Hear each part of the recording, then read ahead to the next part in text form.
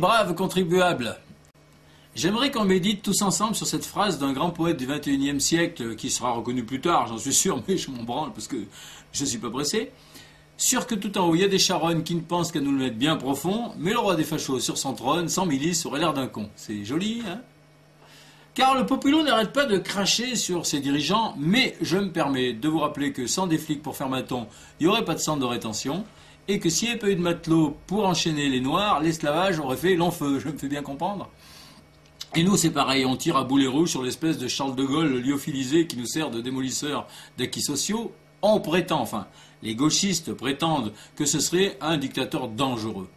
Dangereux. Non mais vous l'avez regardé la miniature à ergo que les vieux, les paranos, l'extrême droite et les cathos intégristes et les serrés du cul ont été trop contents de monter sur le trône à bout de bras?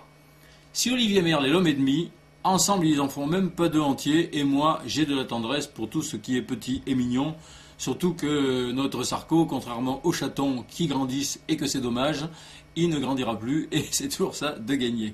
Méchant, j'espère que ça vous fait pas rire.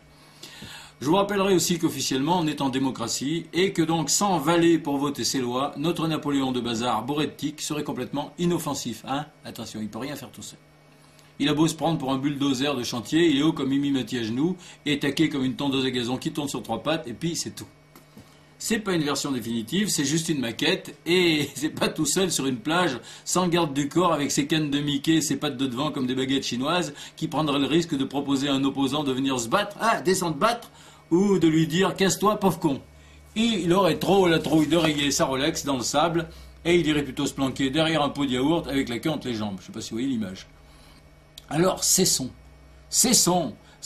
d'accuser notre bonsaï de tous les maux. On a toujours besoin d'un plus petit que soi, et on est bien content de le voir, mais lui-même, il a besoin de quelqu'un d'autre, et tout le mérite de son action revient à ses domestiques de l'UMP, à genoux, aux journalistes qui bavent devant, et à ses lécheurs de bottes, les Besson, Bertrand, Hortefeux, et compagnie.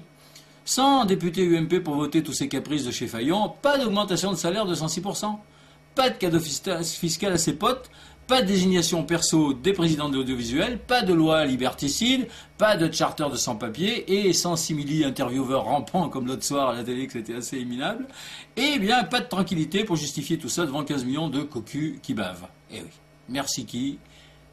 Voyez ce que je veux dire.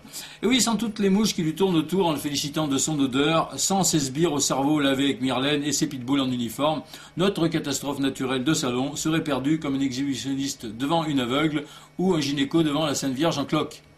Pas de guerre en Irak sans Marines, pas de Tiananmen sans militaires, sans tailleur de pipe, pas de turlute, sans petit flic, pas de grand tortionnaire et pas d'artiste pute sans fan de pute.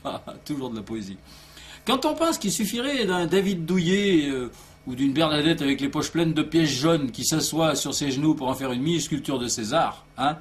Mais au lieu de cracher dedans, les laquais qui servent la soupe au champagne en bavent de plaisir. Alors, évidemment, les Bouygues, Bolloré, Lagardère, Dassault sont pas prêts de faire la queue au resto du cœur. Et notre petit Nicolas dedans, mais lui, il est mignon, il fait rien d'autre que de passer la louche. Voilà, il peut pas faire ça tout seul. Et oui, tant qu'il y a des frustrés qui prennent leurs pieds en se les salissant à notre place, on peut saigner le peuple sans se mettre les mains trop dégueulasses. Et les frustrés, c'est pas ça qui manque. Ah, poésie, quand tout nous tient. Vous pouvez retrouver quelques paroles du poète mises en chanson par Wally sur schraz.com. Cliquez sur l'âne ou sur la radio. Bonne semaine!